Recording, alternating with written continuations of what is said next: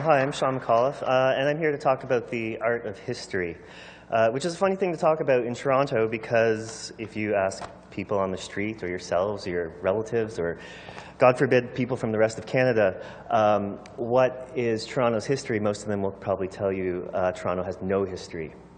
It's just this place of condos and shopping malls and strip malls and highways and an ahistorical mayor. But Toronto is a city of history. We do have a long history and a kind of awesome one.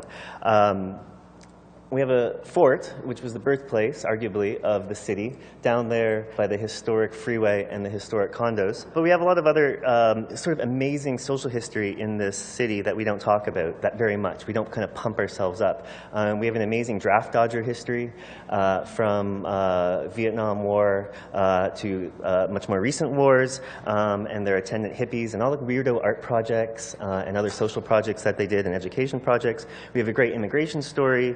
We have the wonderful rebellion of 1837, which was the first kind of Wall Street thing, anti-Wall Street thing. Good Underground Railway history. We have people like Emma Goldman, the American anarchist who hung out here. Great Aboriginal history. Whether or not we honor it the way we should is another story, but we have it. Intellectual history. There's the whole Toronto School of Communications, like McLuhan, Innes, Glenn Gould. That all came from here. And then we got capital H history, that kind of History Channel history, which means war. And we have the War of 1812, and the War of 1812 is great because it was the first time Stephen Harper noticed Toronto. So we have this great history, but we're not very good at telling it the way, say, American cities are or European cities are. Torontonians are shy. Maybe it's a Canadian thing, but it's profound in this city. Getting Torontonians to talk about themselves, their place in the world, is like pulling teeth. Other places are really good at this. You go to London or Berlin, you can't walk half a block without seeing a plaque that might be to an individual that lived there or to some world-changing event that happened there. Down south, Washington, the entire city is sort of like a monument to the history of America. When you walk around Toronto, you don't really get that sense. We have a few plaques here and there and a couple statues, often of British dudes. But there's not a lot of kind of physical stuff that tells us about ourselves. But I think that's a good thing, kind of a good thing. And I think Toronto's at a good spot. Because Marx, Karl, said, the tradition of all the dead generation weighs like a nightmare on the brain of the living. He may have had other intentions for that quote, but for Toronto, it's great because it means we're free. Other cities sometimes might drown in their history. You take a place like Edinburgh, and I know a few artists and kind of creative types that live there, and they say it's incredibly hard to do something new and contemporary in Edinburgh because the idea of Edinburgh was set 200, 300, 400 years ago, and you go to Edinburgh and you walk the Royal Mile to that castle and down to that castle and past Sean Connery's place.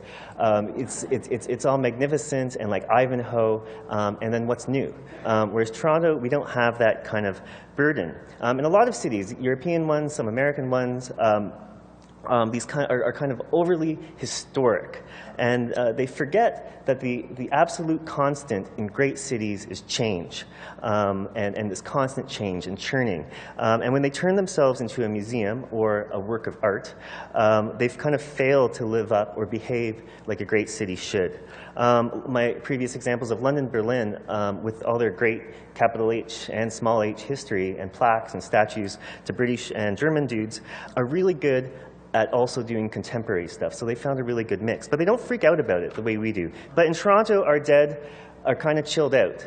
And they don't weigh on us and give us nightmares except for possible personal ones. And they let us be free. So I suspect that might be why in Toronto there's so much interesting arts and culture. And it sort of can flourish. It can flourish downtown and in the suburbs, in the weirdest places, in strip malls, in back alleys, in graffiti alleys, in guerrilla projects and parks, and it just can happen here because the idea of Toronto hasn't been established 200 or 300 years ago. In architecture, we have a really heterogeneous, dare I say it, beautiful style of mixed up Victorians next to skyscrapers that other cities can't do.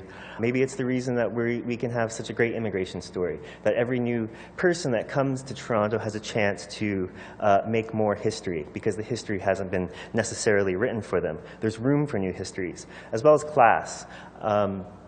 we don't have that tradition of this one group of people being the important ones. If you talk to people at the Five Thieves or the Granite Club, they might tell you something different.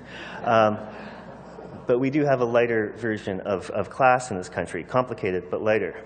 So back to Fort York. In the 1950s, we tried to build a freeway through it. And Big Daddy Gardner wanted to run it through the middle of the fort and move the fort to the exhibition. It wasn't important.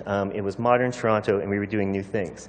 But we resisted that, and the Gardner has that wonderful, elegant, dare I say it, beautiful bend around Fort York, allowing the fort to flourish. In 1994, there was a group, an ad hoc group, that came around the fort called the Friends of Fort York, one of those many Friends groups. There's Park Friends groups, and the Friends still exist.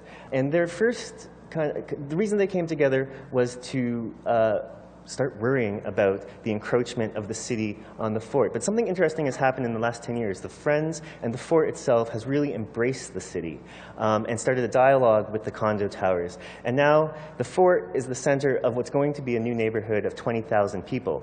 It's capital H, historic fort, but it's also a dog park. And so which means it gets used 24 hours a day instead of when class trips come. So the fort has, and the history of Toronto is now mixed up in the city in a much different way that might not be possible in Paris or other great cities of the world who don't let their dogs go to the washroom on their historic sacred sites.